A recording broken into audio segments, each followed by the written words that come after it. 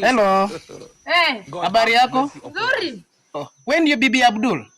Mimi nilikuwa Bibi Abdul lakini nikaachana na Abdul nikaenda kwa Mato tukazaa watoto watatu, nikatoka kwa Mato nikaenda kwa Viki tukazaa watoto wanne. Alafu Viki naye akalipiga ngumi ya mbiko, mimi nikatoka huko nikaenda kwa Kinanga Shalini huko nini Mayanja nikaoleka huko, nikifanya nilimaliza nikapigana na mama mkuu akanifukuza, nikakuja nikaoleka sasa Western kwa Waluya wenyewe.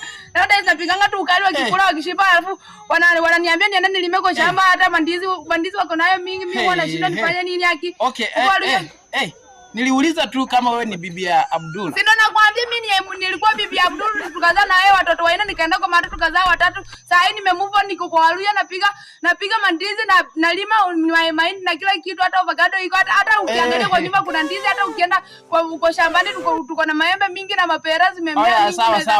Sawa. Nini ingine unataka? Hapana, iko sawa. Tulikuwa nataka aje? Hakuna niko sawa. Bye. Sasa ukienda hivyo uende usalimie watu wakapo kwa njia wamekaa wanakunywa mazote, waambie kuna bibi huko nyumbani anataka soda pia ametamani aje.